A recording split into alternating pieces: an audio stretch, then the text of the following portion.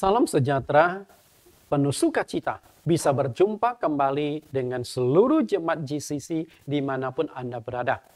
Dan khususnya hamba-hamba Tuhan, karena tema yang sedang saya kupas pada saat ini adalah pelayanan. Karena itu cocok untuk hamba Tuhan, cocok untuk pengurus dan aktivis gereja dimanapun Anda berada. Karena berbicara pelayanan adalah berbicara tentang bagaimana kita memainkan fungsi peranan kita sebagai umat pilihan. Sebelum kita tema ini kami pancarkan melalui link YouTube kami, yaitu Bible Teaching Ministry. Satu link YouTube yang sangat memberkati karena banyak pengajaran-pengajaran, banyak khotbah-khotbah, video yang kami tayangkan, ratusan video di link YouTube ini. Tinggal Anda cari, Anda tertarik menonton mana. Dan karena kebanyakan berseri, maka kalau Anda ikuti dari awal sampai selesai setiap serinya, saya yakin Anda mendapatkan banyak inspirasi, banyak kebenaran-kebenaran yang bisa Anda dapatkan. Sebelum kita masuk ke dalam khotbah hari ini, terlebih dulu kita akan mendengarkan sebuah lagu dengan judul Selalu Ada Berkat. Karena tema yang akan saya angkat pada hari ini adalah mengejar upah dan kemuliaan di sorga. Mari kita dengarkan pujian penyembahan ini.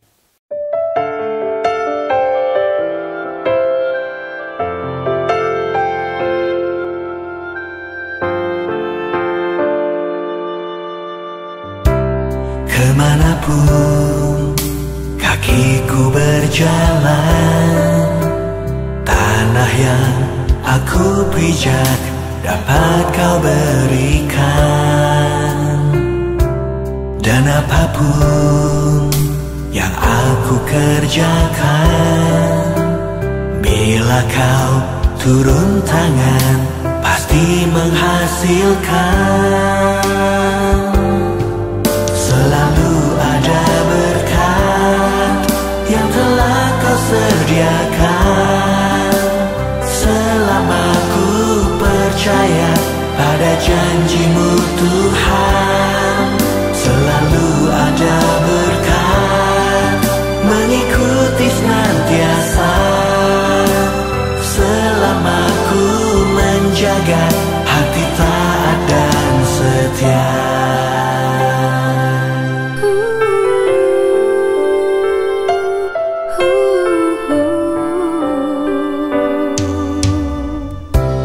Kemanapun kakiku berjalan, tanah yang aku pijak dapat kau berikan. Dan apapun yang aku kerjakan, bila kau turun tangan, pasti menghasilkan. Selalu ada berkat yang telah kau sediakan. Selama ku percaya pada janji-Mu Tuhan, selalu ada berkat mengikuti senantiasa.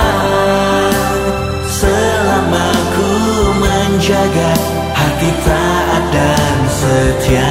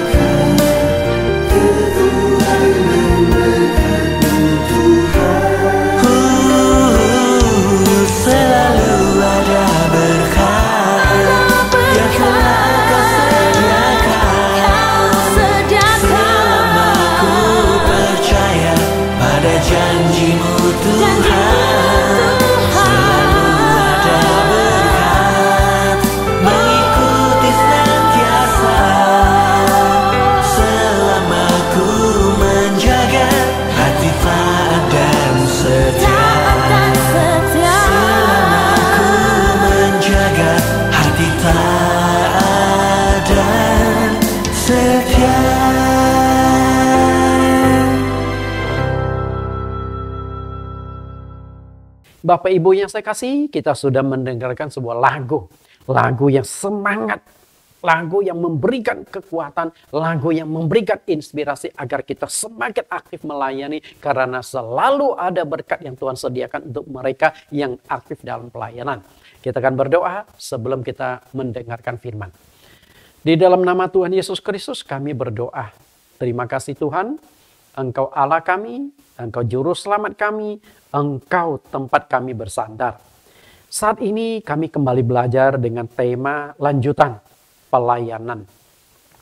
Di sesi yang ketiga ini, kami akan mengupas tentang upah dan kemuliaan yang Tuhan sediakan bagi setiap orang yang melayani pekerjaannya.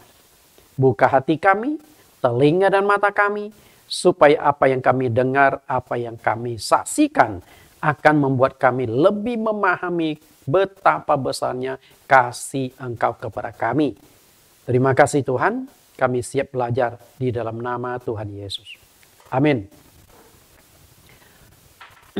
Kita lihat kembali, ini adalah tema pembahasan kita. Tema ini ada lebih dari 5 sesi, sudah saya siapkan materinya. Dan bukan berarti akan selesai 5 sesi. Sepanjang ada tema yang berkaitan dengan pelayanan, pasti akan saya masukkan ke dalam bagian ini. Supaya tema tentang pelayanan itu bisa Anda ikuti dengan lengkap. 3 alasan pelayanan. Di bagian sesi pertama, saya sudah ungkapkan. Ketika kita melayani pekerjaan Tuhan, pasti punya alasan kan? Nah, alasan yang pertama adalah kewajiban umat pilihan. Berarti pelayanan itu bukan pilihan Anda mau tidak, Anda punya waktu atau tidak. Pelayanan adalah kewajiban, dan kalau kewajiban tidak ditunaikan, Tuhan akan tuntut. Sudah saya kupas. Lalu yang kedua, membalas kasih Tuhan. Berapa besar kasih Tuhan yang sudah dianugerahkan dalam hidupmu? Lalu bagaimana Anda memberikan feedback untuk kasih Tuhan, membalas kasih Tuhan itu? Pelayanan. Dan yang akan kita kupas pada hari ini, sesi yang ketiga adalah mengejar upah dan kemuliaan di sorga. Sesi yang ketiga, mengejar upah dan kemuliaan di sorga.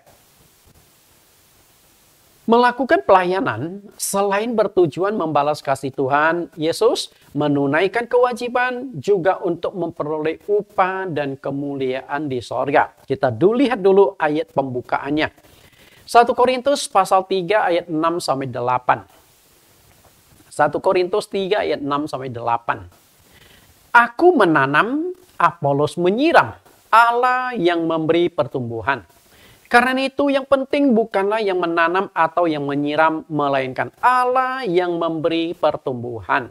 Baik yang menanam maupun yang menyiram adalah sama, dan masing-masing akan menerima upahnya sesuai dengan pekerjaannya sendiri. Bapak Ibu yang saya kasihi, kita lihat di sini. Menanam, menyiram, dan semuanya akan mendapat upahnya sendiri. Jadi ketika kita melayani pekerjaan Tuhan, sebenarnya bukan untuk orang lain, tapi untuk diri Anda sendiri, agar Anda mendapat upah di sorga. Berarti pelayanan kita berbicara untuk kehidupan yang akan datang. Masing-masing akan mendapat upah sesuai dengan pekerjaannya sendiri. Berarti masing-masing ini mencakup satu tim pelayanan, dan satu tim ini masing-masing akan dapat bagian, akan dapat upah. Karena itu, kalau Anda melayani, Anda dapat upah.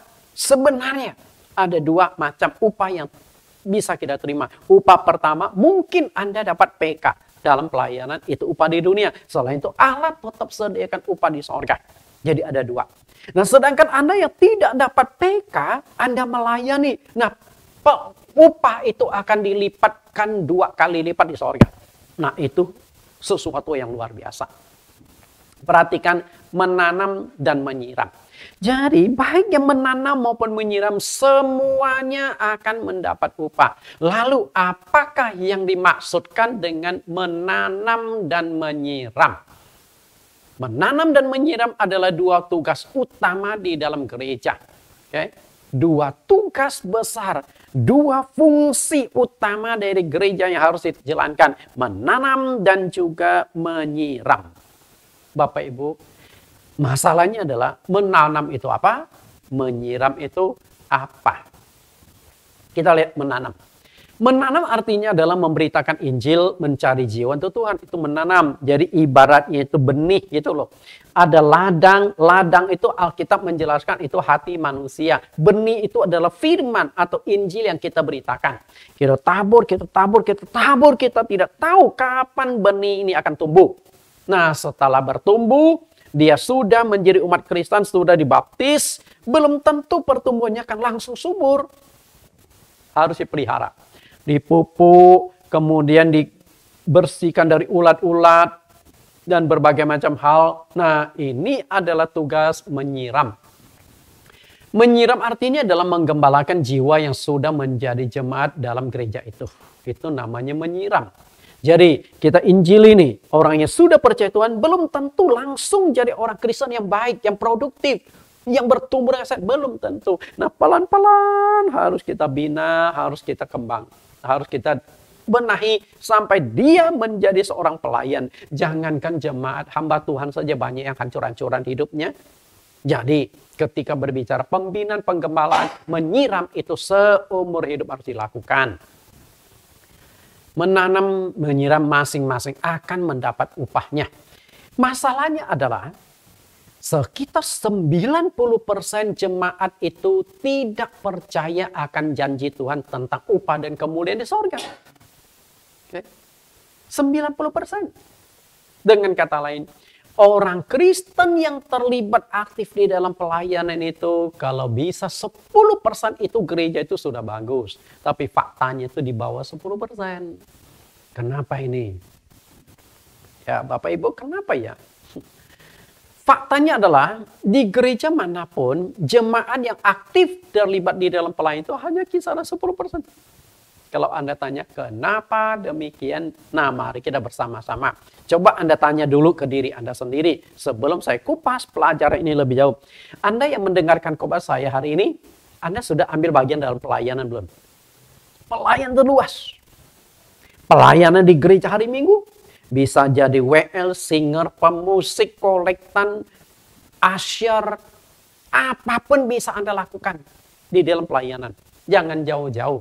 Ketika selesai ibadah, Anda lihat gereja kotor, Anda pungut sampah, bekas-bekas makanan Jumat, masukkan ke tong sampah. Itu sudah pelayanan.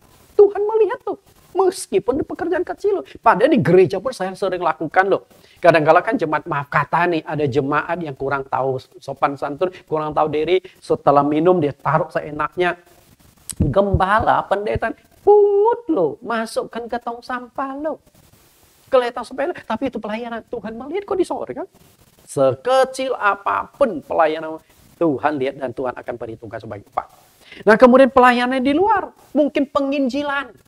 Beritakan Injil, berkhotbah, nah itu yang pelayanan lebih berat yang tidak semua orang bisa lakukan. Tapi itu pelayanan. Bapak Ibu yang saya kasih, kenapa bisa demikian? 90% jemaat tidak terlibat ke dalam pelayanan karena tidak percaya akan janji Tuhan. Itu permasalahannya. Betul nggak? Kan Tuhan berjanji nih. Oke, berjanji, aku akan memberikan upah di sorga. Anda percaya nggak? Kalau Anda tidak percaya, ya sudah Anda tidak akan ambil bagian pelayanan. Tapi kalau Anda percaya, oh gitu ya. Kalau gitu saya akan mengejar upah di sorga. Di dunia saya boleh gagal. Di dunia saya bisa miskin. Tapi saya ingin jadi kaya raya dan sukses di sorga. Punya kedudukan penting di sorga. Kalau Anda percaya. Kalau Anda tidak percaya, sudah selesai. Intinya adalah percayakah engkau akan janji-janji bahwa Tuhan akan memberkati engkau. Intinya itu berada di sana. Tanpa disadari banyak sekali umat Kristen atau jemaat di gereja yang menganut iman Thomas. Tanpa disadari. Iman Thomas itu iman seperti apa? Coba kita pelajari, kita baca ayatnya dulu. Yohanes 20 ayat 25. Maka kata murid-murid yang lain itu kepadanya, kami telah melihat Tuhan. Tetapi Thomas berkata kepada mereka, sebelum aku melihat bekas paku di tangannya, dan sebelum aku mencucukkan jariku ke dalam bekas paku itu, dan aku mencucukkan tanganku ke dalam lambungnya, sekali-kali aku tidak akan percaya. Luar biasa ya murid yang satu ini. Murid loh, rasul loh. Jadi, sebenarnya Tuhan Yesus sudah sering kali berbicara bersama dengan murid-murid. Nanti aku akan disalibkan, setelah itu aku akan dikubur, setelah itu 3 hari kemudian aku akan bangkit dari kematian. Ternyata masih ada murid yang nggak percaya loh. Ini perkataan Tuhan Yesus langsung loh. Masih ada murid yang tidak percaya. Dan faktanya, setelah Tuhan Yesus 3 hari dikubur, dia bangkit dari kematian. Nah, sewaktu murid-murid saat malam itu, di hari ketiga itu, mereka sedang berkumpul di satu ruangan. Pintu-pintu tuh saat itu terkunci. Lalu, Yesus tiba-tiba hadir di tengah-tengah mereka dan berkata, damai sejahtera bagi kalian. Mereka kagetlah, karena pintu dalam kondisi terkunci. Tapi ketika Yesus bangkit dari kematian, Yesus sudah mengenakan tubuh rohani, bukan tubuh jasmani lagi. Tubuh rohani tidak akan dihalangi oleh tembok, tidak bisa dibatasi oleh ruang dan waktu. Nah sayangnya ada 10 murid yang sedang berkumpul karena saat itu Yudas Iskariot sudah tidak lagi bersama dengan mereka, sudah bunuh diri. 10 murid, sedangkan Thomas juga tidak ada di sana. Thomas tidak bersama dengan mereka. Lalu murid-murid yang lain berkata, kami sudah ketemu Tuhan kita, guru kita sudah benar-benar bangkit dari kematian loh. Lalu jawab Thomas apa? Sebelum aku melihat bekas pakunya, sebelum jariku kutusukkan ke bekas pakunya, bekas lambung yang ditusuk oleh prajurit Romawi, aku tidak akan percaya. Ternyata perkataan Thomas itu didengar Tuhan loh. Jadi Anda orang Kristen jangan sembarang ngomong. Jangan sembarang bertindak, Tuhan melihat loh. Dan akhirnya Tuhan terima tantangan Thomas. Ayat yang kita lihat ayat di bawahnya, ayat 26. 8 hari kemudian murid-murid Yesus berada kembali dalam rumah itu. Dan Thomas bersama-sama dengan mereka. Sementara pintu-pintu terkunci, Yesus datang dan ia berdiri di tengah-tengah mereka dan berkata, damai sejahtera bagi kamu. Setelah 8 hari, 1 minggu kemudian, mereka berkumpul lagi. Yesus kunci semua rumah, semua pintu semua terkunci. Jendela semua, dengan karena di dalam satu ruangan. Yesus tiba-tiba di tengah-tengah mereka. Dan Yesus berkata, damai sejahtera bagi kamu. Langsung Tuhan Yesus mengarahkan mukanya kepada Thomas. Dan saya yakin saat itu Thomas agak gemetaran. Dan apa kata Tuhan? Kemudian ia berkata kepada Thomas, taruhlah jarimu di sini dan lihatlah tanganku. Dan Yesus tunjuk, ini loh bekas pakunya. Tusuk jarimu. Ulurkan tanganmu dan cucukkan ke dalam lambungku. Dan jangan engkau tidak percaya lagi, melainkan percayalah. Perkataan Yesus keras. Luar biasa ya. Ternyata tantangan Thomas. Bahwa sebelum kutusukkan jariku ke bekas lambung yang ditusuk dan bekas paku, aku tidak akan percaya. Yesus dengar lo. Artinya apapun yang kau ucapkan, apapun yang kau lakukan, Tuhan dengar lo. Jangan main-main. Kemudian kata Thomas, ya Tuhanku dan Allahku. Saya percaya saat itu Thomas gemetaran, tundukkan kepala, menyadari kesalahan dia. Dia juga kaget. Loh, aku kan bicara sama kalian sebelum murid. Kenapa Tuhan kita tahu ya siapa yang laporin? Enggak ada yang laporin, Tuhan tahu sendiri kok. Akhirnya di ayat 29, kata Yesus kepadanya, karena engkau telah melihat aku, maka engkau percaya. Berbahagialah mereka yang tidak melihat namun percaya. Ini kalimat yang sangat penting. Tidak melihat namun percaya, itu iman yang paling baik. Iman yang sejati adalah iman yang tidak menuntut bukti, iman yang tidak perlu ada fakta baru dia mau percaya. Tidak usah. Tapi kalau yang masih menuntut bukti, mujizat lah ini, iman yang masih abal-abal, masih ecek-ecek. Iman yang tinggi adalah iman tanpa bukti tapi dia percaya. Itu yang luar biasa. Kita lihat. Iman Thomas adalah beriman karena melihat, bukan karena percaya. Iman karena melihat, bukan karena percaya. Apa perlu Tuhan Yesus membawa Anda ke sorga dulu? Lihat loh, ini sorga itu ada loh. Upah dan kemuliaan itu ada loh. Baru mau percaya. Bapak Ibu, saya katakan jangan tunggu itu. Kalau Anda mau melihat dulu percaya, Anda sudah nggak ada di dunia. Terlambat sudah. Terlambat sudah. Nggak ada gunanya. Karena itu lebih baik percaya. Percaya nggak perkataan Tuhan, Tuhan akan berikan upah. Lihat gambar animasi ini, cari omset, kejar target. Mengapa orang-orang tuh di dunia itu mati-matian bekerja? Apa sih yang dicari? Termasuk Anda nih. Anda bekerja siang malam. Tiap hari bekerja. Apa yang Anda cari? Coba renung, apa yang Anda cari? Bapak Ibu yang saya kasihi. Kan cari duit. Kejar kedudukan. Hidup kita butuh uang, betul? Lalu bagaimana dengan pelayanan? Maukah Anda bekerja di sebuah perusahaan atau kantor tanpa diberi gaji? Mau nggak? Ada nggak orang yang mau bekerja nih, tapi nggak usah dikasih gaji? Anda nggak dikasih gaji, mungkin Anda dapat fasilitas, betul, popularitas. Karena itu kalau kadang-kadang ada pejabat tuh cukup bergaya, saya nggak terima gaji itu. Ya, mungkin Anda tidak terima gaji ini, tapi kan ada proyek-proyek yang masuk ke Anda. Jangan jauh lebih besar. Betul? Anda terima gaji ini, mungkin Anda sudah kaya, tapi ingatlah, tidak ada orang yang pernah merasa kaya. Tidak ada orang yang merasa puas karena kekayaan. Karena honor Anda katakanlah sebagai seorang pejabat 10 juta sebulan. Sedangkan proyek yang Anda dapatkan bisa ratusan juta. Ini nggak penting. Maka ini Anda katakan saya terima honor. Sehingga orang yang tidak memahami, wah hebat ini orang. Saya yakin nggak ada orang yang mau. Oke, katakanlah dia punya hati untuk melayani, bekerja. Tapi kedudukan. Ada orang tidak penting duit, tapi kedudukan penting. Kehormatan, dipuja. Itu yang dia cari, betul nggak? Artinya Anda bekerja pasti ada sesuatu yang Anda harapkan. Kalau Anda tidak mendapatkan sesuatu atas pekerjaan Anda, tidak ada orang yang mau bekerja. Kemudian, atau Anda bekerja juga di sebuah kantor, di sebuah perusahaan, atau di sebuah pabrik. Tapi honor yang Anda terima itu gaji kecil. Di bawah UMR. Apa yang harus Anda lakukan? Hanya 2 kemungkinan yang akan Anda lakukan. Yang pertama bertahan, yang kedua pindah. Betul?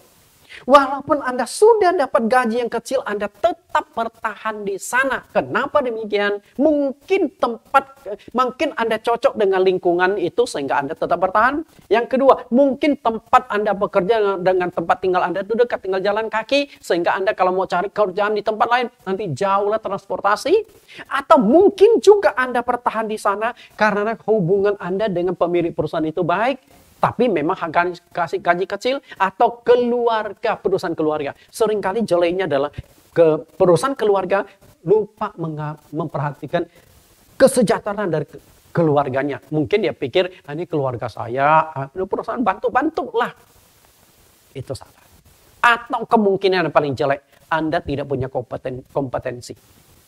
Anda mau melamar pekerjaan, mungkin Anda sudah coba lamar sini, lamar sana, ditolak melulu. Anda tidak punya daya saing, Anda tidak punya sesuatu yang bisa dibanggakan sehingga perusahaan itu tertarik untuk memakai Anda. Kalau Anda punya kompetensi, Anda pasti pindah. Betul? Pasti mencari honor yang gede. Betul nggak? Bapak Ibu yang saya kasih. Nah, kalau di dunia saja kita lakukan hal demikian, mati-matian bekerja, bagaimana dengan sorga? Melayani pekerjaan Tuhan, prinsipnya sama seperti bekerja di dunia. Melalui pelayanan kita akan mendapat upah dan kemuliaan di sorga. Upah dan kemuliaan. Karena itu pelayanan bukan untuk orang lain, pelayanan adalah untuk Anda. Mari kita ambil bagian dalam pelayanan. Bukan untuk orang lain. Anda melayani Tuhan. Bukan untuk gembalamu, bukan untuk gerejamu, tapi untuk Anda. Anda yang dapat upah di sorga kok. Gereja hanya menyediakan sebuah ladang pelayanan kok. Itu Itu Anda manfaatkan dengan baik-baik. Kembangkan potensi Anda sebaik-baiknya. Sayang, daripada gereja nggak memberikan kesempatan kepada Anda, saya buka seluas-luasnya pelayanan. Apapun yang Anda bisa lakukan, mari kita arahkan lebih spesifik pelayanan supaya Anda dapat upah di surga. Saya hanya sediakan kesempatan. Ayo nih. Bapak Ibu yang saya kasih. Ayo, mari kita bergerak. Tuhan Yesus menjanjikan setiap orang yang percaya kepadanya akan mendapat rumah di surga. Saya yakin kalimat yang diucapkan Tuhan Yesus sudah sering kali Anda dengar. Yohanes 14 ayat 1-3. Kita coba baca ya. Yohanes 14 ayat 1-3. Janganlah gelisah hatimu, percayalah kepada Allah, percayalah juga kepadaku. Yesus Kristus berkata, percayalah kepada Allah. Semua agama di dunia percaya kepada Allah kecuali ateis. Tergantung pengenalan kepada Allah mereka itu tepat atau enggak. Tapi tidak cukup hanya percaya kepada Allah. Yesus berkata, percayalah juga kepadaku. Artinya, selain sudah percaya kepada Allah, tidak cukup Anda harus percaya juga kepada Yesus. Kenapa engkau harus percaya kepada Yesus? Nah, kita lihat janji Yesus di ayat yang kedua. Di rumah Bapakku banyak tempat tinggal. Jika tidak demikian, tentu aku mengatakannya kepadamu. Sebab aku pergi ke situ menyediakan tempat bagimu. Perhatikan janji Tuhan Yesus. Kenapa harus percaya kepada Yesus? Semua nabi dan rasul menawarkan sorga. Tetapi Yesus Kristus yang menciptakan sorga sangat jelas dia berkata, aku pergi ke sana menyediakan tempat bagi kamu. Berarti satu demi satu rumah itu dibangun di sorga. Tentu jangan seperti bayangan, bangun rumah 3 bulan gak selesai. Bukan. Sama seperti penciptaan, jadilah rumah ini, jadilah rumah itu. Jadilah istana ini itu. Waduh, kadang-kadang di dalam kelelahan dalam pelayanan saya itu menghayal loh. Waduh, rasanya enak ya setelah dunia ini, tinggalkan dunia ini, pergi ke sono. Nikmati kita di sono. Karena pelayanan juga banyak lika-likunya. Kadang-kadang sebagai hamba Tuhan, sebagai gembala, lelah juga. Lelah bukan karena pelayanan, tapi karena persoalan-persoalan, permasalahan yang timbul baik di dalam kepengurusan, di jemaat, macam-macam. Belum lagi tantangan yang dihadapi. Tapi begitu merenungkan, aku pergi ke sana menyediakan tempat bagimu, terhibur lagi, dikuatkan lagi bahwa aku akan dapat rumah di sorga. Ayat yang ketiga, dan apabila aku telah pergi ke situ dan telah menyediakan tempat bagimu, aku akan datang kembali dan membawa kamu ke tempatku. Supaya di tempat di mana aku berada, kamu pun berada. Tuhan sudah janji, tinggal Anda percaya apa enggak. Bapak Ibu yang saya kasih, pastikan rumahmu ada di sorga.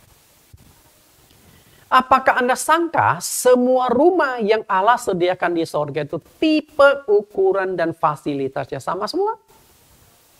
Jadi saya mengajak Anda merenungkan lebih tajam dari ayat janji Tuhan. Aku pergi ke sana menyediakan tempat bagimu. Sampai dibuatkan lagu, rumahku ada di dalam surga, di tempat suci dan mulia. Betul?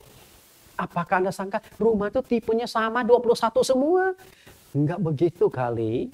Bapak Ibu yang saya kasih.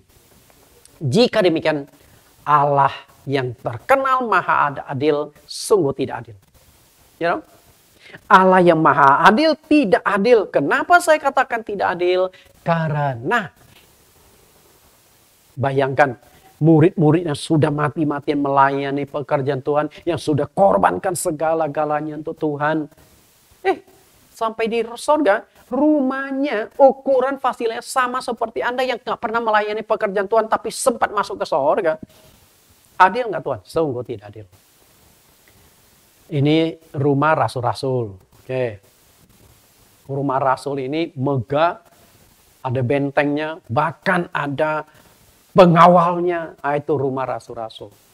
Nah kemudian, ini Paling tidak ya gembala, pendeta dapat rumah gini lah. Masih mending kan daripada rumah di pojok atas yang merah itu yang Anda nggak pernah melayani. Mungkin Anda masuk surga, tapi dapat fasilitas begitu. Listrik aja nggak ada. Sedangkan rumah pendeta sama rumah rasul-rasul, wah listriknya ada, menyala itu. Beli lilin tuh sono. Betul? Karena itu, fasilitas pasti berbeda. Kemuliaan pasti berbeda. Jabatan pasti berbeda. Dan ketika berbicara tentang rumah, hanya Tuhan yang tahu jalan ke situ. Kalau Dia yang menyediakan rumah, pasti sudah tahu jalan ke situ. Semua orang ingin ke sorga. Saya yakin Anda juga ingin ke sorga. Tapi apakah Anda tahu sorga alamatnya di mana? Jalan apa?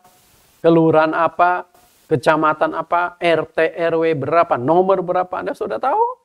Kalau Anda tidak tahu sorga itu ada di mana, bagaimana Anda ke sana? Tapi nggak usah khawatir. Karena Yesus berkata, dan kemana aku pergi, kamu tahu jalan ke situ. Datang lagi Thomas. Tuhan, kami tidak tahu kemana Engkau pergi. Jadi bagaimana kami tahu jalan ke situ? Sekarang Thomas sudah mulai percaya. Kalau tadi kan melihat dulu baru percaya. Kali ini dia percaya sekarang. Nggak melihat dulu. Karena kalau dia minta Tuhan, bawa aku ke sana dulu baru aku percaya. Repot itu. Nggak turun-turun itu si Thomas. Karena itu pertanyaan saya adalah, apakah Anda harus dibawa dulu ke sorga, melihat rumah di sorga? Wah, ternyata di sorga itu benar-benar ada rumah di sana, ada istana, ada kemuliaan, jalannya terbuat dari emas. Apakah mau dibawa ke sana dulu? Kalau ada yang mau bawa ke sana, nanti daftar ya, saya akan doakan Anda siang malam, biar Tuhan bawa Anda lihat dia ke sono. Tapi saya nggak jamin Anda dibawa balik apa enggak. Oke? Jangan-jangan sudah balik, sudah ke sono, nggak turun-turun lagi, nggak balik-balik. Ke luar negeri saja, Anda hilang paspor, nggak bisa pulang, kecuali dideportasi. Betul? Apakah mesti tunggu itu baru Anda percaya? Janganlah. Takut nggak turun-turun. Bapak Ibu yang saya kasih di dalam Tuhan, selama ada kesempatan, gunakan waktu melayani pekerjaan Tuhan. Gunakan waktu itu. Terutama memberitakan Injil, menyelamatkan jiwa. Beritakan Injil, selamatkan jiwa-jiwa yang belum percaya kepada Yesus. Agar mereka pun akhirnya mendapatkan anugerah keselamatan. Karena dulu Anda pun sama. Dulu Anda tidak kenal Yesus siapa. Dulu Anda bukan warga kerajaan Allah. Tapi setelah itu Tuhan pilih Anda. Akulah yang memilih kamu supaya kamu pergi dan menghasilkan buah. Tuhan mengharapkan kita melayani Dia. Karena ada upah kemuliaan yang disediakan Allah untuk setiap orang yang melayani pekerjaannya. 1 Korintus 15 ayat 58. Karena itu saudara-saudaraku yang kekasih, berdirilah teguh, jangan goyah, dan giatlah selalu dalam pekerjaan Tuhan. Sebab kamu tahu bahwa dalam persekutuan dengan Tuhan, jerih payahmu tidak akan sia-sia. Perhatikan, giatlah selalu dalam pekerjaan Tuhan. Giat. Jangan patah semangat, jangan patah arang. Benturan, tantangan, kesulitan itu justru semakin memperbesar upaya yang Anda akan terima kalau Anda bisa melewati semua itu. Dan Tuhan berkata, jerih payahmu tidak akan sia-sia. Artinya Tuhan perhitungkan kok. Anda bawa 1 jiwa. Anda tahu berapa harga 1 jiwa? Malaikat di sorga bersorak-sorak karena 1 jiwa yang bawa. Berarti upah dan kemuliaan begitu besar yang Tuhan tawarkan. Tuhan tidak pernah ingkar janji. Tuhan tidak pernah berbohong. Apapun yang dikatakan Tuhan akan tepati. Tahukah Anda berapa jiwa, 1 jiwa yang baru saya katakan? Kita baca ayatnya. Lukas 15 ayat 7. Aku berkata kepadamu, demikian juga akan ada sukacita di sorga karena 1 orang percaya yang bertobat. Lebih daripada sukacita karena 99 orang benar yang tidak memerlukan pertobatan. Kalau Anda merasa sudah benar, Anda nggak akan bertobat. Karena itu 1 jiwa yang mau percaya, yang mau bertobat di mata Tuhan, malaikat bersorak-sorak di sorga. Bayangkan, satu jiwa loh bisa menggoncangkan sorga loh. Artinya, kalau Anda mau membuat sorga itu selalu bergoncang, sorga itu selalu gempa, setiap hari bawa jiwa. Sampai malaikat itu nggak tahan loh. Tiap hari ada goncangan. Waduh, kalau gitu, luar biasa ini orang ya. Bergetar sorga itu. Satu jiwa Anda bawa. Nah, kalau satu jiwa Anda bawa membuat malaikat bersorak-sorai, malaikat itu bukan tipe yang menerima hasil tanpa cari jawaban. Malaikat itu pasti akan cari, siapa yang bawa jiwa yang ini? Cari-cari, ditemukan yang bawa jiwa adalah Anda yang sedang menonton khotbah saya hari ini. Anda bisa membuat malaikat bersorak-sorai, bergoncang di sorga. Kita lihat ayatnya di pasal yang sama, ayat yang ke-10. Aku berkata kepadamu, demikian juga akan ada sukacita pada malaikat-malaikat Allah karena satu orang berdosa yang bertobat. Mau buat malaikat bersorak? Mau menggoncangkan sorga? Bawa jiwa sebanyak-banyaknya. Karena itu, Tuhan tidak peduli. Jiwa yang Anda bawa itu kaya, miskin, terkenal. Enggak. Kalau Anda susah memenangkan orang-orang kaya, susah memenangkan pejabat, pemulung, pengemis kan banyak, jiwanya sama berharganya. Sama juga ketika pemilu, orang punya perusahaan besar, karyawannya 1000, tetap dia hanya boleh coblos 1 kali. Sama juga seorang karyawan, sama. Jiwanya sama. Karena itu, kalau kita lebih gampang memenangkan pemulung dan orang-orang kecil, ayo kita menangkan jiwa itu. Buat malaikat bersorak-sorai setiap hari. Dan kalau malaikat sudah bersorak-sorai, sudah disenangkan, malaikat pun akan memperhatikan Anda. Lapor ke Tuhan, Tuhan ini orang layak diberkati, ini orang layak ditolong Tuhan, karena dia banyak melayani pekerjaan Engkau. Maukah itu Anda dapatkan? Melayani. Satu jiwa melebihi seluruh dunia. Itu Tuhan katakan. Nah, yang namanya seluruh dunia, di dalam dunia itu mencakup kekayaan, aset. Kemudian di dunia itu mencakup kedudukan. Kemudian di dunia itu mencakup popularitas. Jadi banyak sekali yang Tuhan tawarkan. Bapak Ibu yang saya kasih, banyak kemuliaan-kemuliaan yang Tuhan tawarkan. Dunia itu mencakup banyak hal. Kekayaan, kedudukan, popularitas. Semua itu akan engkau dapatkan kalau engkau bisa bawa satu jiwa. Nah, itu diperbandingkan di sorga. Matius 16 ayat 26. Apa gunanya seorang memperoleh seluruh dunia tetapi kehilangan nyawanya? Dan apakah yang dapat diberikannya sebagai ganti nyawanya? Nah, dari sini kita bisa melihat sebuah fakta. Satu jiwa itu melebihi seluruh dunia. Nyawa itu nggak bisa dibeli loh.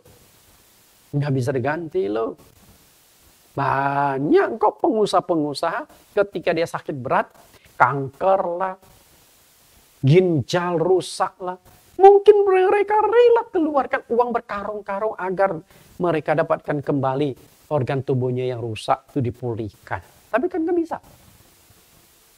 Duit bisa beli segala-galanya, betul? Tapi duit, segala-galanya memang butuh duit, betul?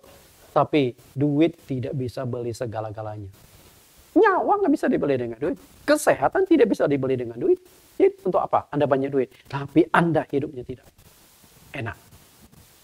Tapi ini satu perbandingan lah. Satu jiwa membuat malaikat bersorak-sorai karena satu jiwa berharga di mata Tuhan. Lakukan pekerjaan Tuhan dengan sungguh-sungguh agar semakin besar upah yang kau terima. Anda juga sebagai orang Kristen memang terlibat aktif dalam pelayanan. Tapi sayang sekali di dalam pelayanan yang dia jalankan itu setengah hati, asal-asalan. Kalau banyak orang memperhatikan dia semangat. Kalau orang tidak perhatikan dia loyo dalam pelayanan. Kalau ada di hadapan jemaat, dia sapu tuh sampah dibersihkan. Kalau nggak ada jemaat ditinggalkan juga. Anda itu mencari pujian manusia atau pujian Tuhan. Karena itu ketika engkau mau melayani, tidak perlu dilihat, tidak perlu dipuji manusia, tidak perlu dihormati manusia. Yang penting Tuhan lakukan dengan sungguh-sungguh karena Anda sedang mempersiapkan rumah Anda di sorga. Jangan membangun rumah Anda pakai bahan-bahan yang murah, pakai bahan yang mahal. Dan bahan yang mahal itu Anda kirimkan dari dunia ke sorga. Anda mau rumahmu dilapisi emas? Siapkan emas itu dikirim ke surga. Caranya bagaimana? Lewat pelayanan. Kita lihat 1 Korintus. Karena upah dan kemuliaan sangat ditentukan seberapa besar pengorbanan waktu, tenaga, uang, perasaan, dan pikiran yang sudah Anda korbankan dalam pelayanan itu. Tuhan tidak akan pernah abaikan itu. 1 Korintus 13, pasal 3, 12-15. Kita lihat bagaimana Anda mengirim bahan bangunan dari dunia ini ke sorga. Supaya rumahmu dibangun dengan bahan-bahan yang istimewa, bahan-bahan yang luar biasa. Kita lihat 1 Korintus pasal 3 ayat 12. Entahkah orang membangun di atas dasar ini dengan emas, perak, batu permata, kayu, rumput kering, atau jerami? Mana yang Anda pilih? Bangun rumahmu. Kalau Anda kirimkan jerami dan juga rumput kering untuk bangun rumah Anda dapat kandang hewan di sorga. Kalau yang Anda kirim itu kayu, itu rumah Anda terbuat dari kayu, lumayanlah. Asal moga-moga saja di sorga nggak ada rayap, repot kau. Karena di dunia kan banyak rumah yang terbuat dari kayu, ambruk karena rayap, betul? Tapi Anda harus tahu, kalau neraka itu ada ulat yang nggak mati-mati loh. Nah, semoga di sorga nggak ada rayap lah, repot kita, betul? Oke, dari kayu, ya lumayan lah. Nah, maukah rumah Anda dibangun dari permata, dibangun dari perak, atau rumahmu dilapisi emas? Mau rumahmu dilapisi emas? Wah, indah, berkilau, mahal. Oke? Tapi Anda yang mengirimkan bahannya. Ayat yang ke-13. Sekali kelak pekerjaan masing-masing orang akan dinampak karena hari Tuhan akan menyatakannya. Sebab ia akan nampak dengan api dan bagaimana pekerjaan masing-masing orang akan diuji oleh api itu. Berarti kesungguhan hatimu dalam pelayanan menentukan bahan yang Anda kirim ke surga. Ayat 14. Jika pekerjaan yang dibangun seseorang tahan uji, ia akan mendapat upah. Perhatikan di sini. Kalau tahan uji akan dapat upah. Kalau Anda bekerja asal-asalan ya sudah. Mau melayani pekerjaan Tuhan. Katakanlah ibadah. Jadi singer. Sudah nyanyi setengah jalan baru muncul. Pianis. Tim singer, WL singer sudah pada kumpul nungguin pianis datang. Anda melayani setengah hati. Layani dengan sungguh-sungguh. Lalu ayat yang ke-15. Jikalau pekerjaannya terbakar, ia akan menderita kerugian. Tetapi ia sendiri akan diselamatkan, tetapi seperti dari dalam api. Perhatikan di sini. Ia memang diselamatkan, tapi seperti dalam api. Artinya hampir nggak selamat. Artinya ditarik dari api. Mestinya Anda sudah terbakar loh. Tapi karena anugerah Tuhan, Anda tetap diselamatkan. Tapi Anda tidak dapat upah dan kemudian di sorga. Jadi, kalau kita lihat perkataan Paulus di sini, kalau mau mendapatkan upah dan kemuliaan di sorga, ketika engkau sudah terjun di dalam pelayanan, lakukan dengan sungguh-sungguh, lakukan dengan sepenuh hati. Jangan asal-asalan. Disiplin, konsekuensi ketika Anda sudah ambil sebuah pelayanan. Integritas di dalam pelayanan. Itu baru layak. Kenapa di dalam sebuah perusahaan, katakanlah ada 100 karyawan. Ketika seorang bos mau angkat dia, mengangkat seorang dalam posisi tertentu, fasilitas bagus, honornya tinggi, pasti dia akan pilih karyawan terbaik, bukan karyawan asal-asalan. Karyawan yang berintegritas, karyawan punya potensi, karyawan yang berjujur, karyawan yang sungguh-sungguh bekerja seperti milik dia sendiri. Pasti itu yang akan diangkat bos. Kalau saya jadi bos, saya akan lakukan itu. Bapak Ibu yang saya kasih, sama juga pelayanan. Layani Tuhan dengan sungguh-sungguh. Maksud dari kalimat di atas adalah, jika ada jemaat yang ambil bagian dalam pelayanan, tetapi tidak sepenuh hati, ingin melayani tetapi tidak bertanggung jawab, dia akan kehilangan upah di sorga, namun ia masih bisa diselamatkan. Selamat, tapi kehilangan upah di sorga. Bagaimana dengan yang tidak melayani?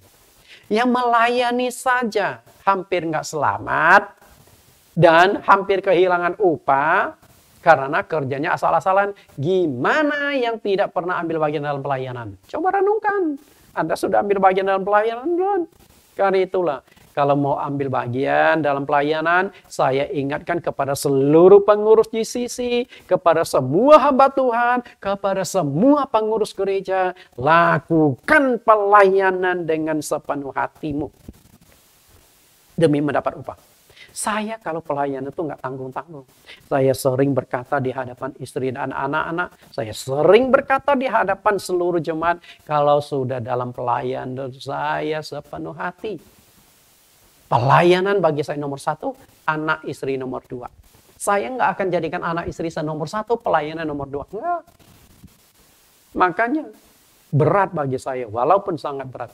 Sehingga istri anak saya itu harus memaklumi. Kenapa saya katakan demikian? Karena saya itu milik Tuhan Yesus. Seluruh hidup saya sudah dibeli tunasan, hidup saya itu miliknya Tuhan Yesus. Saya pernah memberikan kesaksian di sesi yang kedua. Saya tuh 30 tahun yang lalu tuh kena kanker liver. Dan sudah divonis dokter pasti mati beberapa bulan lagi. Tapi saya bernasar, saya dipulihkan oleh Tuhan. Sehingga hari ini saya hidup karena anugerah. Saya hari ini hidup karena belas kasihan Tuhan. Saya sepenuhnya milik Tuhan. Maka pelayanan saya itu seringkali tidur jam 2 subuh, jam 3 subuh. Siapkan materi. Anda pikir materi yang Anda sedang nonton itu gampang disiapkan? Enggak mudah. Susah nyiapinnya Bapak Ibu. Sangat memakan waktu. Anda kan nggak pernah tahu. Dan silakan cari materi khotbah yang begitu menarik, yang gampang dimengerti, diikuti, struktur, dan juga sangat berurutan, sistematis. Silakan cari pendeta mana yang model PowerPoint-nya sebagus ini, supaya Anda mudah nangkap. Misalnya ketika saya mau jelaskan kalimat tertentu, poin tertentu, agar fokus mata Anda ke sana, saya buat klip seperti di layar yang saat Anda nonton saat ini. Itu sangat memakan waktu loh. Tapi saya sepenuh hati mempersiapkan semuanya itu supaya Anda bisa nangkap firman Tuhan dengan baik. Prinsipnya tuh seperti hukum tabur tuai, semakin banyak menabur, semakin banyak menuai. Adalah gambaran upaya akan diterima oleh setiap orang sesuai dengan semangat pelayanannya. Anda menabur 10 meter, nah maka Anda hanya bisa menuai 10 meter. Anda menabur 100 meter, maka Anda akan menuai 100 meter. Anda tabur benihmu, Anda pelihara benihmu dengan baik-baik, 1 hektar Anda akan nikmati hasil 1 hektar. Mari semangat melayani. Makin banyak pelayanan, makin besar upah di sorga. 2 Korintus 9:6, camkanlah ini, orang yang menabur sedikit akan menuai sedikit juga, dan orang yang menabur banyak akan menuai banyak juga. Bayangkan, seandainya waktu Anda di dunia itu berhasil membawa 10 jiwa, maka 10 jiwa itu akan diperhitungkan di sorga. Jangan-jangan 10 jiwa itu akan jadi anak buah Anda di sorga.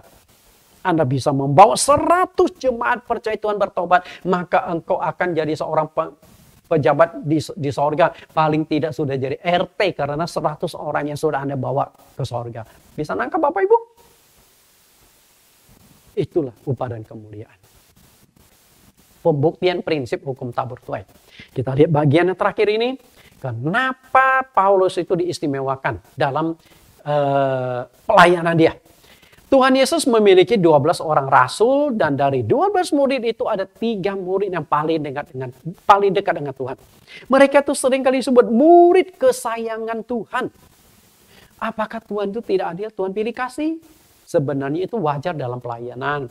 Saya kalau dalam pelayanan pun ketika orang ini lebih cocok dengan saya akan lebih banyak libatkan di dalam pelayanan. Saya akan seringkali sharing dengan dia. Karena itu, walaupun saya ada hampir 20 pengurus gereja, tidak semua pengurus gereja itu tahu pergumulan saya. Kadang-kadang Anda tahu nggak, sebagai gembala pun kita capek, kita berkeluh kesah. Saya nggak sembarang keluh kesah. Dari 20 pengurus itu, paling 1-2 orang yang saya percaya, yang tahu kondisi kehidupan saya, pelayanan saya, bagaimana tantangan, kesulitan yang saya alami, lalu bagaimana saya mengurus jemaat, capeknya mengurus jemaat. Nah, saya kadang-kadang dalam kelelahan itu suka curhat dengan orang ini. Bapak Ibu yang saya kasih, wajar. karena kedekatan. Tetapi dari semua rasul-rasul Tuhan Yesus, hanya Paulus sendiri yang pernah diangkat ke sorga, melihat kemudian di sorga. Waktu masih hidup ya, bukan setelah mati loh. Makanya tadi kan saya sempat tanya ke Anda, apakah Anda mau dibawa ke sorga dulu, melihat di sana baru percaya? Nah, Paulus pernah dibawa ke sorga dulu. Ini loh Paulus, segala kemuliaan kemewahannya akan engkau dapatkan di sorga nanti. Sehingga Paulus setelah melihat itu, semangat pelayanan itu lebih menyala-nyala lagi. Sehingga dia berkata, hidupku adalah untuk Tuhan, matiku pun adalah untuk Tuhan. Jika aku dipilih suruh memilih, aku ingin cepat-cepat pergi ke sorga menikmati hasil karyaku. Jadi kematian dianggap keuntungan bagi Paulus. Kalau kematian kan bagi kita menakutkan, tapi bagi Paulus keuntungan. Capek hidup di dunia, capek dengan segala tantangannya. Apalagi kalau Paulus mungkin tidak menikah ya, tidak punya anak istri ya, lebih enak lagi dia. Lepaskan dunia, selesai, nggak ada beban. Tapi kalau saya kan masih ada anak, masih ada istri. Kalau boleh memilih pun, saya mau tinggalkan semuanya ke sono. Capek. Betul? Tapi kan kita nggak bisa maksa kan. Nggak bisa berdoa, Tuhan, cabutlah nyawaku, biar nggak melihat segala masalah, kesulitan, penderitaan. Dan juga kita belum tahu nih, nanti penganiayaan. Saat ini kita masih hidup dalam damai. Suatu hari kalau kita mulai mengalami penganiayaan, apakah iman kita masih bertahan? Cepat meninggalkan dunia lebih baik daripada waktu penganiayaan kita menyangkal Tuhan selesai sudah. Mengapa Rasul Paulus satu-satunya yang pernah diangkat ke sorga? Bukan murid-murid yang lain, bukan juga murid kesayangan. Ada 3 murid kesayangan Tuhan, Petrus, Yakobus, dan Yohanes. Kenapa bukan mereka? Karena dari semua murid-murid, semua rasul-rasul, yang paling banyak mengalami penderitaan adalah Paulus. Paling banyak melayani Tuhan juga Paulus. Kita lihat 2 Korintus 12 ayat 1. Kita lihat bagaimana waktu Paulus diangkat ke sorga. Aku harus bermegah sekalipun memang hal itu tidak ada faedahnya. Namun demikian aku hendak memberitakan penglihatan-penglihatan dan pernyataan-pernyataan yang kuterima dari Tuhan. Aku tahu tentang seorang Kristen 14 tahun yang lampau, entah di dalam tubuh aku tidak tahu, entah di luar tubuh aku tidak tahu, Allah yang mengetahuinya. Orang itu tiba-tiba diangkat ke tingkat yang ketiga di sorga. Aku juga tahu tentang orang itu, entah di dalam tubuh, entah di luar tubuh. Aku tidak mengetahui, aku tidak tahu, Allah yang mengetahuinya. Ia tiba-tiba diangkat ke Firaus dan ia mendengar kata-kata yang tak terkatakan, yang tidak boleh diucapkan manusia. Paulus menceritakan pengalamannya. Tapi dia berkata, aku tahu tentang seorang Kristen. Seorang Kristen yang dimaksudkan itu adalah dirinya. Kenapa dia berkata entah di luar tubuh, entah di dalam tubuh? Karena waktu Paulus diangkat ke sorga, yang diangkatnya itu apanya ya? Yang jelas bukan badan dia. Nah, kalau yang diangkatnya roh dia, berarti dia harus mengalami kematian, betul? Karena itu kadang-kadang saya bingung juga, ada pendeta yang mengatakan, wah baru naik ke sorga. Anda harus tahu, ketika engkau angkat naik ke sorga, pertama mungkin lewat mimpi. Kalau mimpi oke lah, berarti nggak nyata dong. Tapi kalau benar-benar Anda diangkat ke sorga, Anda tuh harus mengalami kematian dulu. Roh Anda diangkat. Ketika roh Anda diangkat, berarti tubuh kan sudah nggak ada roh. Anda harus mengalami kematian. Dan itu sebenarnya pernah dialami Paulus. Paulus pernah dilempar batu 1 kali. Lempar batu, mati dia. Sehingga mayat itu diseret orang. Seperti seekor hewan dibuang keluar kota. Nah mungkin saat itulah Paulus diangkat ke sorga, rohnya. Karena sudah keluar rohnya dari tubuh dia. Okay? Maka dia berkata, entah di dalam tubuh, entah di luar tubuh. Karena saat itu dia merasa, kok hidup? Tapi masih tubuh yang dikenakan jasmani atau rohani yang naik ke sorga ya. Itu yang masih Paulus bertanya. Tapi dia melihat kemudian diangkat ke tingkat yang ketiga dari sorga. Tingkat yang ketiga dari sorga itu adalah Firdaus. Bapak Ibu saya kasih. Kemudian Alasan mengapa hanya Paulus yang diangkat ke sorga, karena dari semua murid Tuhan Yesus yang paling banyak berjerih lelah melayani, paling banyak mengalami penderitaan karena pekerjaan Tuhan adalah Rasul Paulus. Itu dia. Berapa berat tantangan, berapa banyak pelayanan Paulus, kita lihat kesaksian dia. 2 Korintus 11 ayat 23. Apakah mereka pelayan Kristus? Aku berkata seperti orang gila. Aku lebih lagi. Aku lebih banyak berjerih lelah. Lebih sering di dalam penjara. Berarti lebih sering di dalam penjara. Berkeluar masuk penjara loh. Dan di dalam penjara Paulus masih sempat menulis 4 kitab loh. Sehingga sering disebut surat-surat dari penjara loh. Hebat kan? Kemudian didera di luar batas. Kerap kali dalam bahaya maut. 5 kali aku disesa orang Yahudi. Dan setiap kali 40 kurang 1 pukulan. Itu hukuman bagi penjahat. Yang dianggap penjahat hukuman berat. 39 pukulan. Nggak boleh 40 atau lewat 40. Itu sudah ada aturannya. 5 kali. Berarti total di punggung Paulus sudah mendapat pukulan. 5 kali 39 total 195 kali.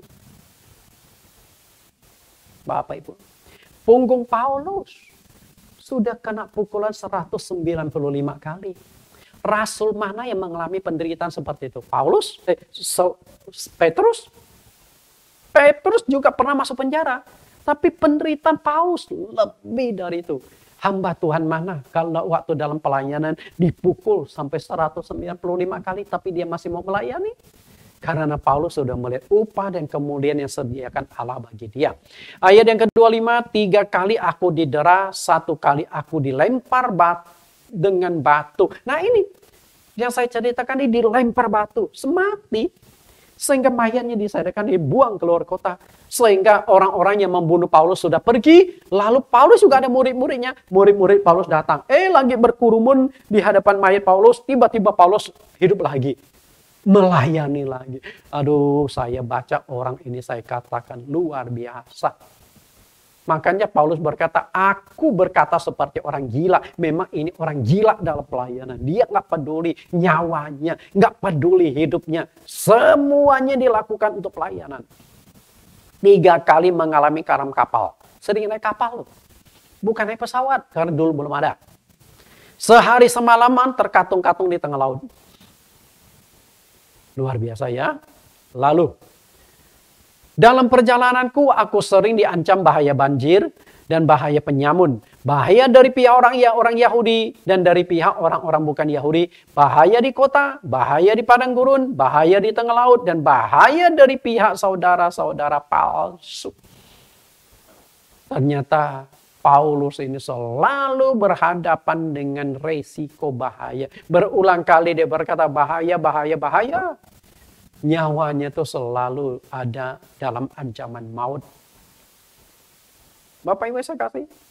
Kita lihat hamba Tuhan yang sudah melayani demikian. Di mana proteksi Tuhan? Seharusnya kan Tuhan proteksikan. Tapi itu Paulus alami. Karena semua masalah kesulitan penderitaan Tuhan perhitungkan sebagai upah. Karena itu kalau Anda melayani pekerjaan Tuhan. Anda mengalami serangan orang lain. Menghadapi serangan rekan kerja Anda. Jangan takut karena diperhitungkan sebagai upah bagi Anda di sorga nantinya. Itu kemuliaan. 27, aku banyak berjerih lelah dan bekerja berat. Kerap kali aku tidak tidur, aku lapar dan dahaga. Kerap kali aku berpuasa kedinginan dan tanpa pakaian. Seabrak-abrak. Dari semua rasul Tuhan Yesus.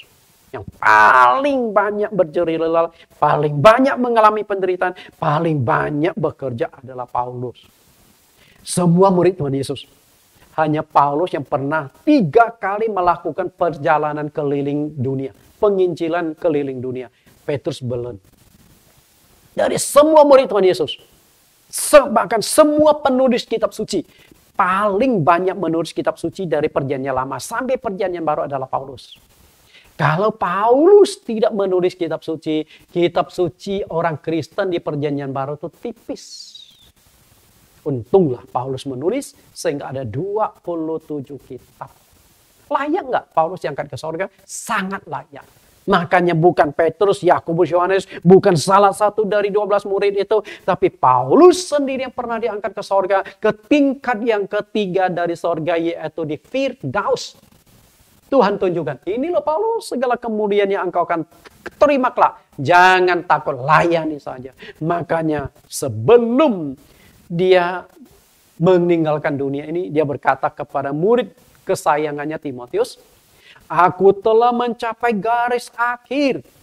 Aku telah mempertahankan iman.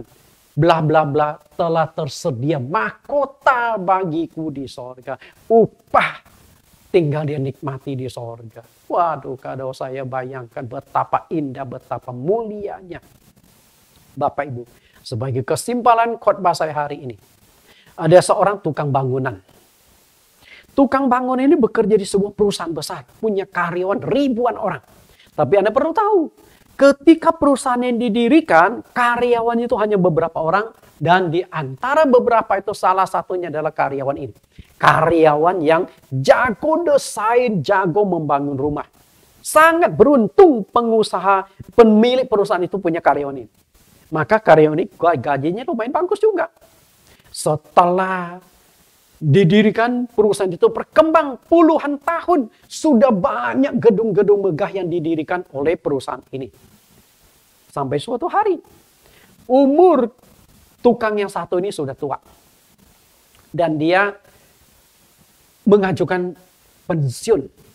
Bukan pensiun dini, tapi pensiun memang sudah layak. Sebenarnya sudah lama dari usia pensiun, tapi karena orang ini sangat produktif, tenaganya sangat dibutuhkan, bosnya selalu berusaha mencegah jangan sampai dia pensiun. Tapi sampai suatu hari dia menyatakan secara resmi lewat sebuah surat kepada pimpinannya, Pak, saya mau mengundurkan diri, pensiun. Karena saya sudah puluhan tahun mengabdi di perusahaan ini. Dari perusahaan hanya beberapa orang karyawan, sekarang ribuan karyawan. Izinkan saya mundurkan diri karena saya sudah umur lanjut. Di sisa hidup saya akan temani istri saya, temani anak cucu menantu saya. Sampai saya dipanggil oleh Tuhan. Biar aku bisa nikmati sisa-sisa hidupku. Setelah pimpinan perusahaan itu mendapatkan surat pengunduran diri yang resmi, dia tundukkan kepala, dia sedih. Karena apa? Ini orang andalannya. Tapi kan dia nggak mungkin berhak mencegah kan. Ya sudah, akhirnya dipanggil ke kantor, bertemu sama pemilik perusahaannya. Pak, Anda mengajukan mengundurkan diri, pensiun itu memang hak Anda. Tapi boleh nggak saya minta satu hal saja. Engkau ini adalah ahli bangunan andalan perusahaan kita. Perusahaan kita bisa dipercaya, bisa berkembang begitu besar. Punya karyawan ribuan orang. Karena Anda adalah tenaga andalan kami. Dan Anda kalau membangun rumah itu luar biasa. Banyak orang yang memuji, banyak kan bangunan-bangunan, menara-menara yang berhasil Anda bangun, semuanya puas. Saya minta, saya ingin menikmati rumah Anda. Di hari terakhir Anda di perusahaan ini, saya ingin punya sebuah rumah. Bangunlah rumah itu sebagus-bagusnya untukku, kata bosnya. Ya. Lalu bosnya mengajak dia keluar ke sebuah jalan. Di jalan yang sangat strategis. Jalan elit. Dengan lahan sekitar 1000 meter persegi. Lalu dia berkata, tolong bangun di sini sebuah bangunan untuk aku tinggali nantinya. Ya sudah, karena dapat tugas dari bosnya. Tapi sang tukang bangunan ini sudah nggak ada hati dalam pekerjaan. Karena dia tuh sudah mau minta pensiun. Dan dia sudah membuat jadwal. Begitu pensiun, aku mau bawa istriku jalan-jalan ke luar negeri. Mau ke sana kemari. Kan artinya harus batal semua kan rencana dia. Gara-gara diminta bangunan satu lagi. Maka dia bekerja setengah hati. Desain setengah hati. Bahan-bahan bangunan yang dia pakai juga bukan bahan yang bagus. Intinya adalah sudah nggak ada hati di sana. Di dalam pekerjaannya. Tapi karena permintaan pimpinan, ya sudah dia selesaikan. Nah, itu bukan hasil karya dia yang bagus. Banyak bangunan-bangunan rumah yang dia bangun bagus, tapi hasil terakhir tidak bagus. Setelah itu selesai, bosnya sempat tinjau, angguk-angguk kepala, senyum-senyum. Ya puaslah, bukan berarti jelek sekali. Nah setelah itu di hari peresmian rumah itu, pemilik perusahaan kumpulkan semua karyawannya. Karena rumah kan gede, 1000 meter lebih kan. Dikumpulkan semuanya, mulailah diadakan acara perpisahan. Waktu acara perpisahan, kasih sambutan bagaimana perusahaan berdiri dan bagaimana peran penting dari seorang insinyur bangunannya. Dan diperkenalkan ini akan pensiun. Nah selesai kata sambutan, lalu tiba-tiba dari kantong bos dikeluarkanlah segepok kunci, segepok kunci, lalu diserahkan kepada tukang bangunan yang membangun rumah ini, lalu berkata, Pak, sebagai apresiasi atas jerih kerja Anda bertahun-tahun di perusahaan ini, dari kecil sampai perusahaan berkembang besar, inilah rumah yang dihadiahkan perusahaan untuk Anda.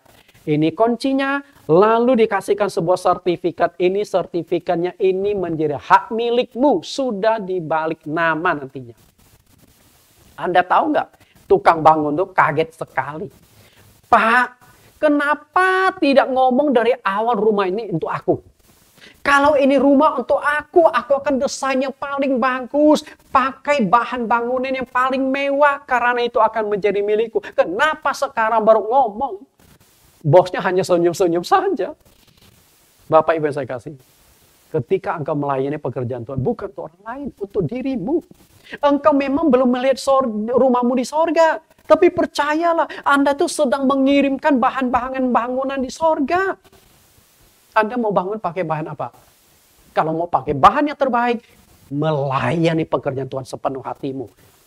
Gunakan waktu, tenaga, uang, pikiran, perasaanmu, melayani pekerjaan Tuhan sepenuh hati. Karena engkau sedang membangun rumah di sorga, rumah yang akan tepati selama-lamanya. Jika di dunia Anda mengharapkan rumah yang mewah, rumah yang pasti dan selengkap, kenapa di sorga yang Anda akan tempati selama-lamanya, Anda tidak berpikir ke sana?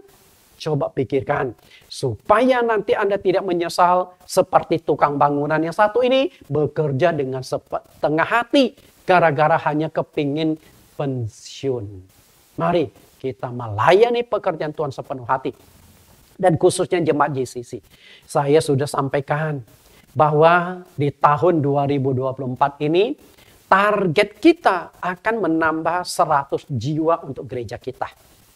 Mari, 100 jiwa kita menangkan. Kita punya jemaat 200-an orang kok.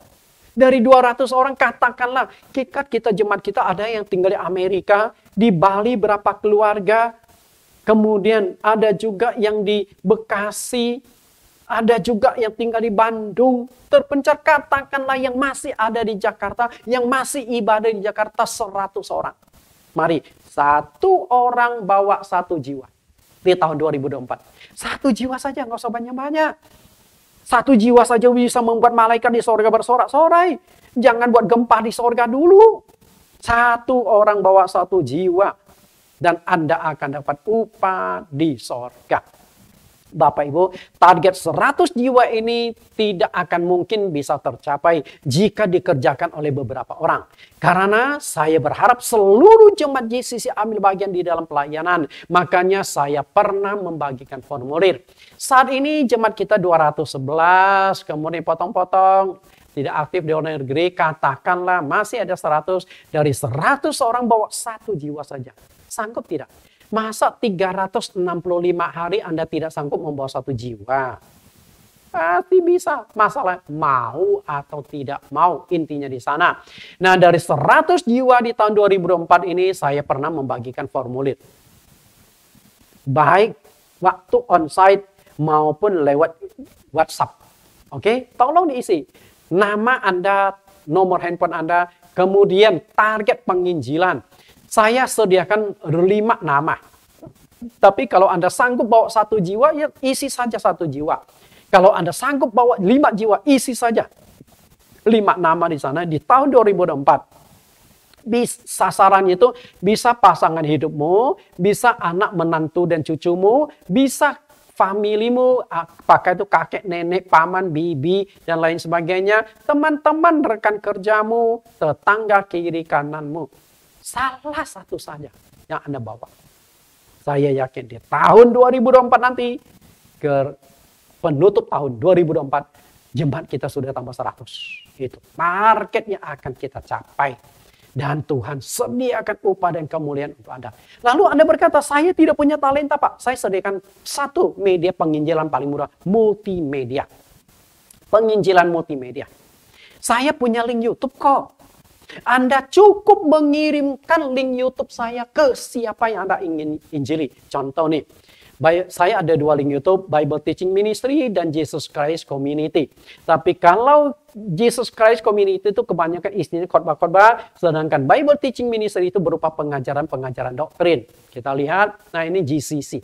Link GCC ini subscribernya tidak begitu banyak, baru 946 orang. Nah di dalamnya itu ada 217 video dan sudah ditonton 53.421 kali. Dibentuk tanggal 24 Januari 2020. Oke. Ini isinya khotbah-khotbah. Kemudian link YouTube yang kedua, Bible Teaching Ministry. Subscribernya 8.999 orang dan di dalamnya ada 147 video berupa doktrin-doktrin dan sudah ditonton 506.261 kali. Dan didirikan tanggal 31 Maret 2019. Saat ini saya mendirikan karena saat itu sedang COVID. Karena tidak bisa ibadah, jemaat harus kita gembalakan. Maka mulailah kita cari solusinya lewat Zoom. Nah tentunya kita berterima kasih juga untuk Pak Kemper Tatiti yang sangat mendukung kita. Sehingga banyak juga jiwa-jiwa yang kita menangkan di sini. Mari manfaatkan itu penginjilan. Caranya tuh gimana? Caranya adalah Anda cukup kirimkan satu video lalu Anda pantau. Misalnya contohnya ya, Anda kirimkan satu judul, baptisan yang harus dalam nama Tuhan Yesus. Anda kirimkan. Oke, Anda kan tinggal ambil materinya di YouTube. Kirimkan lalu Anda pantau. Pak, sudah nonton belum videonya? Kalau sudah, saya percaya kalau dia ikuti misalnya topik baptisan, dia ikuti pelajaran selesai, pasti bisa dimenangkan. Karena kita mau perkenalkan ajaran sesuai dengan Alkitab. Lakukan, jiwa-jiwa kita menangkan, Tuhan Yesus berkati. Kita dengarkan satu pujian dan penyembahan sebelumnya kita akan berdoa. Terima kasih Tuhan Yesus Juru Selamat kami yang hidup. Engkau sudah menyertai memimpin kami sehingga hari ini khotbah itu memberikan kekuatan, memberikan inspirasi bagaimana kami melayani Engkau. Dan setiap pelayanan yang kami lakukan tidak akan pernah sia-sia karena Engkau akan perhitungkan sebagai upah dan kemuliaan. Kami rindu, kami bukan hanya sukses di dunia, tapi juga ingin sukses di sorga. Di sorga telah tersedia mahkota kemuliaan bagi kami supaya kami ketika meninggalkan dunia ini, kami mendapatkan kehidupan yang layak di sorga nanti. Ingatkan kami agar kami semangat di dalam pelayanan. Terima kasih Tuhan, di dalam-Mu nama Yesus kami berdoa. Amin.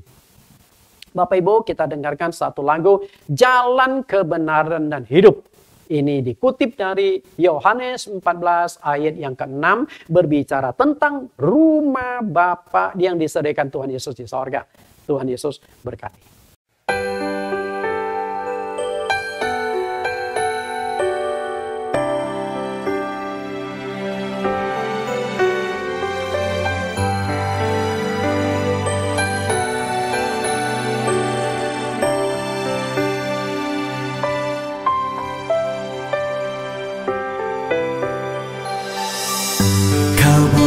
Jalan saat tiada jalan, Kau terang kebenaran di tengah kegelapan. Kau berikan hidup kekal berkelimpahan bagiku yang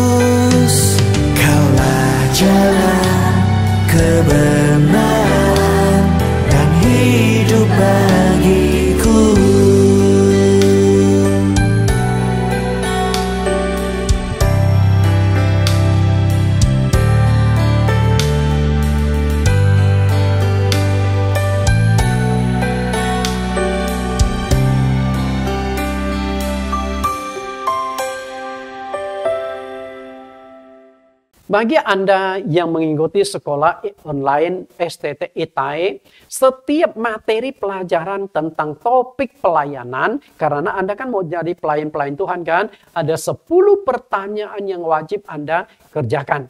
Anda jawab, ketik rapi, dan kembalikan ke STT ITAE. Kita lihat 10 pertanyaan. Pertanyaan topik yang ketiga dengan judul pelayanan adalah untuk memperoleh upah di sorga. Pertanyaan pertama, tuliskan teks ayat Alkitab janji Tuhan akan memberikan upah kepada setiap orang yang melayani pekerjaannya. Yang kedua, apakah yang dimaksud dengan kata Paulus menanam dan menyiram? Yang ketiga, berdasarkan survei, berapa persentase orang Kristen yang tergerak mau terlibat dalam pelayanan? Apa sebabnya mereka tidak tergerak? 4. Apakah yang dimaksud dengan iman Thomas? 5. Apa perbedaan pekerjaan Tuhan dengan pekerjaan duniawi atau sekuler dalam hal upah? Yang pertanyaan ke-6, tuliskan teks ayat Alkitab di mana Tuhan menjanjikan rumah bagi setiap orang yang percaya kepadanya. 7. Satu jiwa bertobat membuat malaikat bersorak-sorai. Tertulis di mana ayatnya, apa pengertian saudara tentang kalimat tersebut. 8. Apa pemahaman saudara tentang semangat dalam pelayanan yang tertulis dalam 1 Korintus 3 ayat 12-15. Upah dan kemuliaan yang akan diterima setiap orang prinsipnya adalah seperti menabur dan menuai. Jelaskan apa maksudnya. 10. Dari semua murid Tuhan Yesus, mengapa hanya Paulus sendiri yang pernah diangkat ke sorga oleh Tuhan, sedangkan rasul-rasul lain tidak pernah? Jelaskan apa yang Anda ketahui. Tuhan Yesus memberkati. Silakan Anda jawab, ketik rapi, dan kirimkan ke STT ITAE. Sampai bertemu.